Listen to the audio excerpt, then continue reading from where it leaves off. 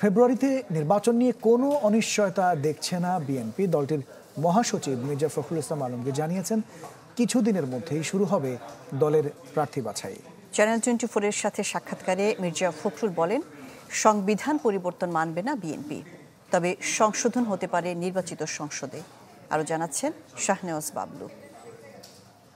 হিরন আরও mineral water মাত্র 50 পয়সায় প্রতি লিটার।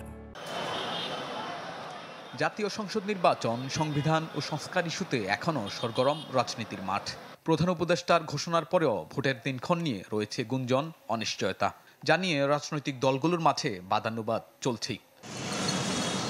তবে যে যাই বলুক, নির্বাচন নিয়ে সরকারের দেয়া নির্ধারিত সময়ে আস্থা রাখতে চায় বিএনপি।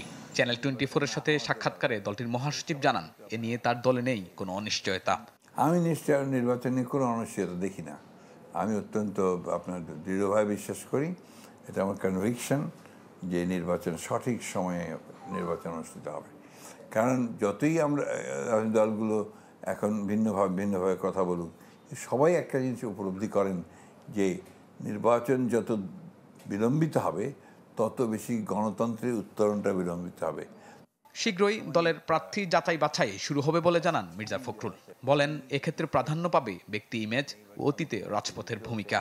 অল্প দিনের মধ্যে আমাদের নির্বাচনের যে সিলেকশন অফ নমিনেশন, এটা তো বড় ব্যাপার থাকবে, সেটাও আমরা কাজ শুরু করব। আমরা নিঃসন্দেহে সবচেয়ে বেশি প্রাধান্য দেব আপনার যারা এই দীর্ঘ গণতান্ত্রিক সংগ্রামে আপনার নেতৃত্ব দিয়েছেন, যারা সততার সঙ্গে জনগণের কাছে পরিচিত, জনপ্রিয় মানুষ, এসব কিছুকে নিয়েই একটা ক্রাইটেরিয়া তৈরি করে সেটা গুরুত্ব দেওয়া হবে।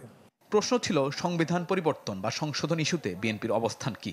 মহাসচিবের সাফ জবাব, কোনোভাবেই সংবিধানের পরিবর্তন মানবে না বিএনপি। এমনকি সংশোধনও হতে হবে নির্বাচিত সংসদের হাত ধরেই। নতুন সংবিধান আমরা অ্যাকসেপ্ট করবো না, কারণ এই সংবিধানের সঙ্গে জড়িত আছে আমাদের স্বাধীনতা যুদ্ধ, মুক্তিযুদ্ধ, স্বাধীনতা সংগ্রাম। So we believe in that. ভুল ত্রুটি যা হয়েছে এগুলোতে অ্যামেন্ডমেন্ট করাই যাবে, করা হচ্ছে বরাবর। কতবার আপনার অ্যামেন্ডমেন্ট হয়েছে, অবজারভেশন দিলে সেটা ম্যান্ডেটরি হবে এরকম তো মানে নাই। কারণ আমি তো আলটিমেটলি আপনি যা কিছু করতে চান আপনাকে পার্লামেন্টে যেতে হবে। পার্লামেন্ট ছাড়া সংবিধান হবে না, পার্লামেন্ট ছাড়া সংবিধানের কোনো অ্যামেন্ডমেন্ট হবে না, পার্লামেন্ট ছাড়া সংবিধানের কোনো পরিবর্তন হবে না। নির্বাচন বিলম্বিত হলে দেশে সুশাসন ও গণতন্ত্রের যাত্রা ঝুঁকিতে পড়বে বলে মনে করেন মির্জা ফখরুল ইসলাম আলমগীর। যেটা জনগণের শাসন বলি সেটা পেতে দেরি হবে। শাহনেওয়াজ বাবলু, চ্যানেল 24, ঢাকা।